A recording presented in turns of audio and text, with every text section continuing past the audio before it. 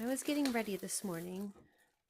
I was just started thinking about regrets. I definitely have regrets in life, but I was thinking, like, how many regrets do I have? Like, a thousand's a big number. Do I have 1,000 regrets?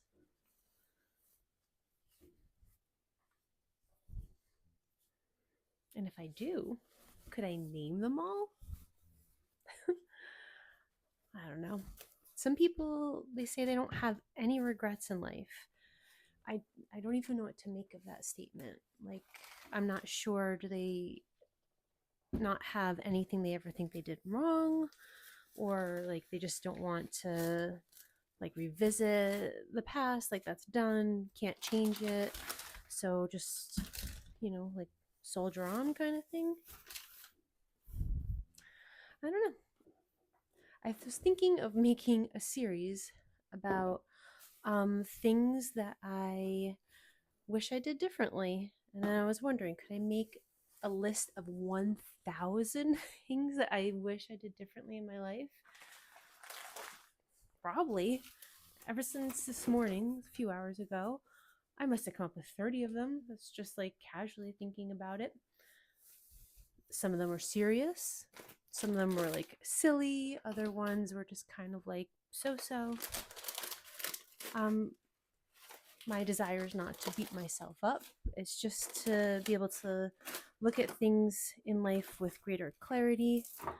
Um, because I'm in my mid 40s now, and that's halfway through. I remember hearing somebody would say, I played a real sloppy first half of life, and I don't intend to play a sloppy second half. I was like, yeah, I get that. That makes sense. Okay, so I was thinking today about so many different regrets of like varying different levels of intensity. By the way, today's a house cleaning day, so sorry, it's kind of crazy. Plus, I went to the grocery store earlier today. Um, okay, so I was thinking of one that I would call like a medium regret.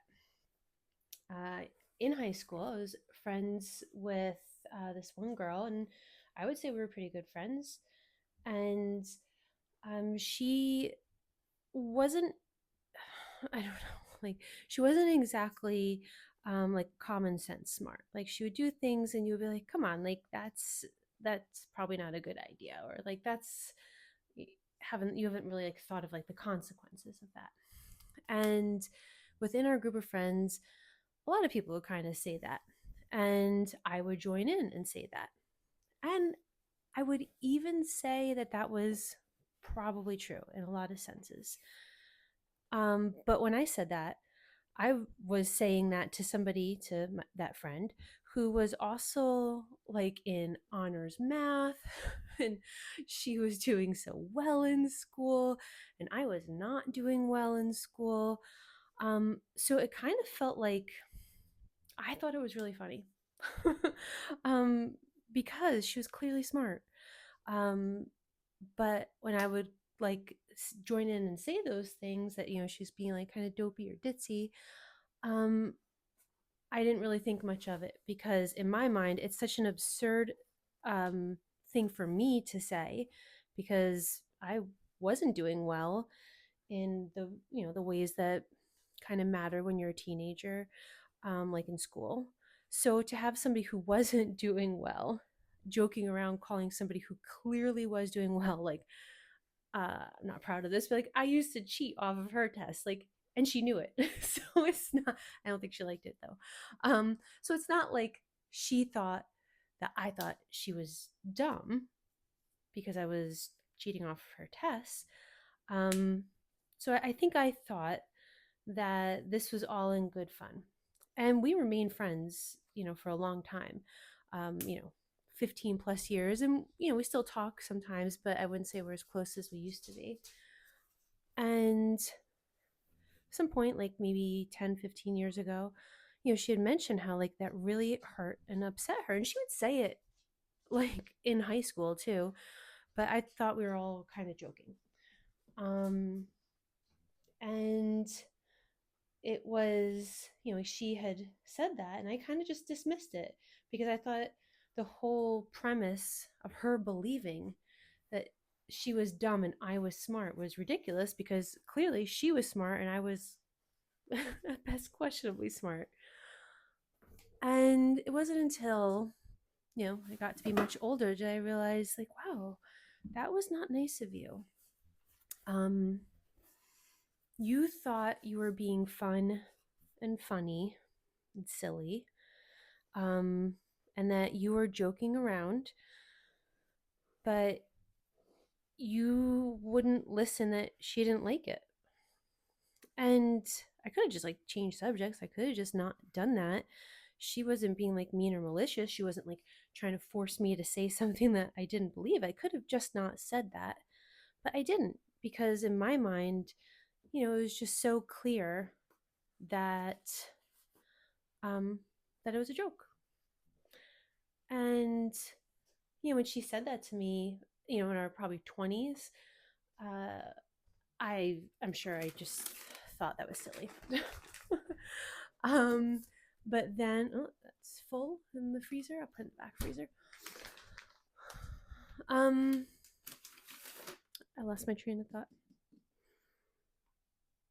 Oh, when she had mentioned it as an adult, and I kind of dismissed it, and then it wasn't until many years later that I actually finally apologized and acknowledged, like, that wasn't very nice how I was, treating you. And we remained friends after that. And then something happened where she said something that I found was really hurtful. And I remember she was just like, well, whatever. And I was like, huh, that hurts. Now I see what you were talking about. That kind of hurts. And I'm sorry for doing that when we were younger. So I guess my regret is using biting types of humor even after people say they don't like it.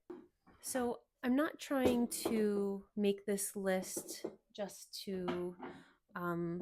like for for fun. It's not fun. Um, but I think that sometimes regret can get a bad rap, where people think like you should never have regrets. Now, hopefully, you could live in a way where you have less regrets. That's for sure.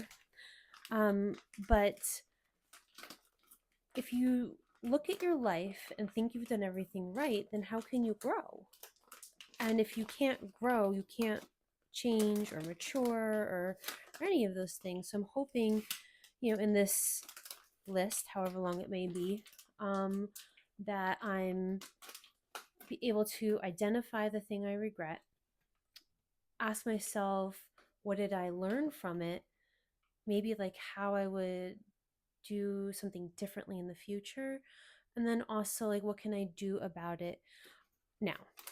So the regret is, that I used kind of biting humor in a way that somebody didn't like, and they told me, and I just ignored it. That's the first regret. Um, I think, what did I learn? Ooh, that's a good one. I mean, I live in New York State, and I think that part of the culture in New York State can be using like a biting sense of humor. My dad, he moved down to Tennessee a few years ago, and he definitely made some like New York style jokes, and like they just kind of came off rude to his neighbors, and these are people that this is how he feels it came off. They didn't say it, but he's like, ooh, this type of humor doesn't translate well here. So I have to maybe acknowledge that part of it might just be where I'm from, and then like my family within where I am geographically from, and kind of um what's the word, like acknowledge that not everybody thinks the same way I do. And it could be because of where they're from or just the family they're from. There's plenty of New Yorkers that don't necessarily want to have, biting jokes said at them, but there's also a lot that don't mind it. So, like, know your audience, I guess that would be like, what did I learn? Um, and um, can I do about it now? Well, I'm still in contact with that friend. We just talked, a few weeks ago, and I have apologized in the past.